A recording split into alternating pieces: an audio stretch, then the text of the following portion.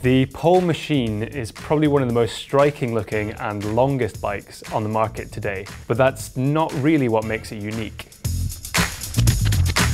The frame is CNC machined in parts and then glued together instead of being made of tubes welded together. The reason for this is that the bike is made of 7075 aluminium, which has a higher tensile strength for a given weight than 6000 series aluminium, which bikes are more typically made of. The problem with this grade of aluminium is that it cannot be welded. So instead, Pole had to come up with a whole new way of making the bike. And what they've done basically is pressed billets into molds to get roughly the right shape, and then CNC machined them into the kind of halves of the frame, which are then glued together, a bit like how an Easter egg is made of two halves bonded together. And then those halves are also bolted in place. Now, Pole say that actually you can use it without the bolts and the glue alone will hold the parts together, but they leave the bolts in as a kind of extra security. The whole frame, including the front and rear triangles, are made of 7 individual pieces, which are all individually CNC machined and glued and bolted together in a factory in Finland. So Pole originally intended to make a bike like this using carbon fiber, but quite publicly announced that they were going to abandon that project after investing quite a lot of time and money in it in favour of an aluminium bike. And the reasons they cited for this were to do with the ethics of producing carbon frames in a factory in the Far East where working conditions are maybe not what they are in Europe, as well as environmental reasons to do with not being able to recycle carbon fibre and about waste material being basically dumped in the ocean. On the other hand, it takes a lot of energy to produce aluminium, and a process like this, which involves removing a lot of excess material, there's obviously a lot of waste involved, but aluminium can be recycled an infinite number of times, so perhaps it is more environmentally better to do that, especially in a country like Finland, which has a fairly sort of clean energy mix compared to some other countries. I think Pole have opened up a really interesting debate as to the ethics of how and where bikes are manufactured. And that's something which I'm not claiming to be an expert in, but what I am sort of claiming to be a bit of an expert in is how a bike rides. So that's what I'd like to talk about now. Before we get into how the bike rides, it's worth going through the geometry numbers because they're pretty astronomical. So the machine has a 455mm chainstay length. The size large, which I tested, has a 510mm reach and a 1335mm wheelbase, which makes it one of the longest bikes out there. Pole say the head angle is 63.9 degrees. I actually measured my test bike, measured it twice, and I made it to be more like 63.5 degrees. So it's slacker than many downhill bikes. But at the same time, it's got a 79-degree effective seat angle. That's one of the steepest, if not the steepest, effective seat angle of any bike, which in theory should help it climb steep gradients as well. So in addition to that really long and slack geometry, the machine has a 180mm suspension fork and 160mm of suspension at the rear, combined with 29-inch wheels. As you can perhaps imagine, the machine is pretty incredible when it comes to riding quickly over very rough terrain.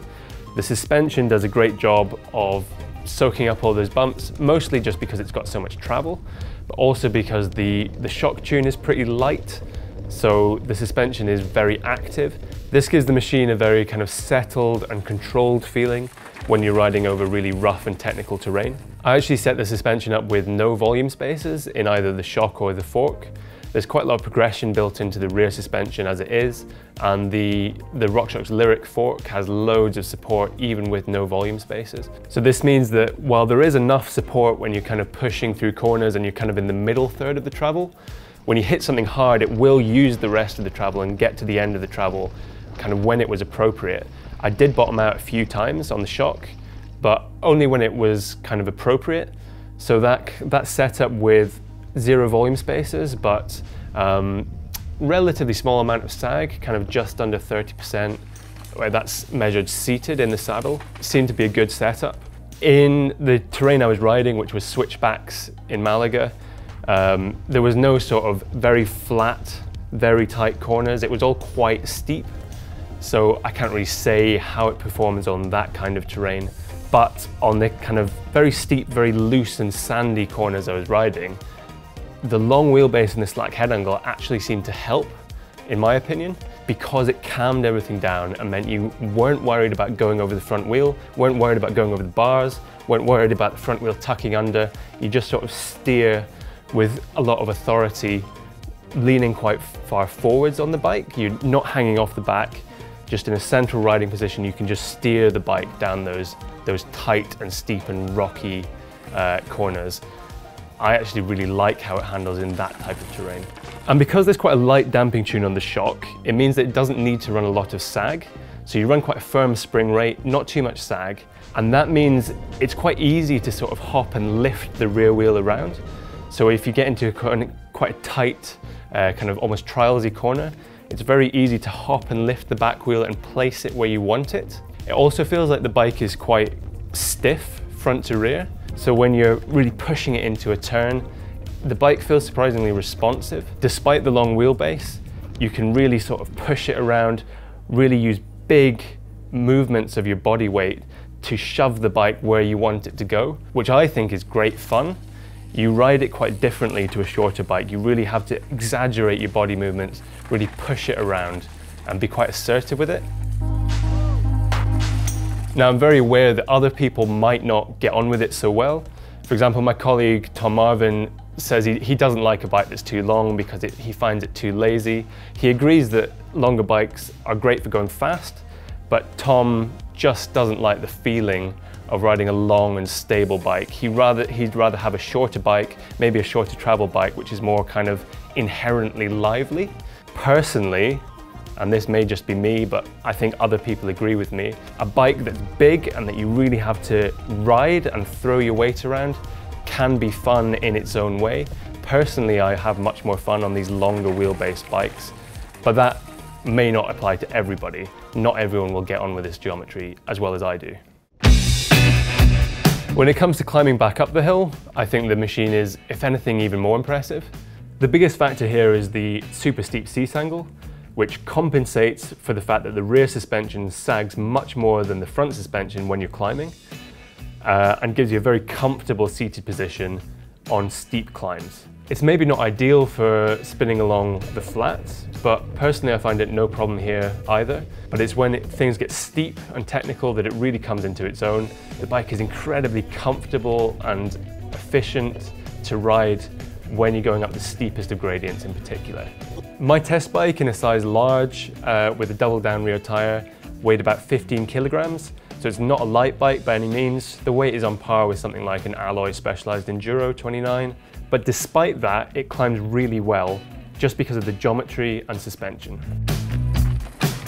The main issue I had with the bike is that it's pretty hard to manual because of that long back end and long reach. One thing you can do to make a bike easier to manual is to raise the handlebar height and shorten the stem. It already has a 40mm stem, and that long top tube and long fork means that the bar height is really high whether you want it to be or not. Personally, I think that's a good thing because despite that long head tube, I can't see many people wanting a lower bar height than you can get just by slamming the stem, because you need that higher bar height to make it easier to lift the front wheel in order to manual or to bunny hop over obstacles. One thing that you're definitely not going to like about this bike is the price. The top end bike that I rode, which comes with pretty much the blingest components you can get, SRAM X61 Eagle, RockShox Lyric RC2, that costs 7,300 euros. There is a cheaper build for 5,800 euros, or you can get a frame only. For frame and shock, it costs 3,800 euros. This is not a cheap bike. The top-end version doesn't leave anything to be desired in terms of componentry, and there are more expensive bikes from the likes of Pivot and Mondraker, but those bikes are carbon fiber and this bike is aluminium, and I think that's something that's going to jar with people for sure. This is probably one of the most expensive aluminium enduro bikes you can buy. However, the real question is, do those carbon fiber bikes ride better than the pole machine? Most of them are certainly lighter, but for a long travel enduro bike such as this, lightness is probably not the most important thing. But if you get on with the geometry as well as I do, There are a few bikes that come close in terms of being easy to ride fast, both uphill and down. Not everyone will get on with this really long and slack geometry, and it's an awful lot of money to spend if you're not sure. So it's well worth seeing if you can demo a bike like this, if you possibly can. But if, like me, you do like it, the Pole Machine is a fantastic example of the breed. Let us know what you think of these bikes in the comments below, and don't forget to like or subscribe.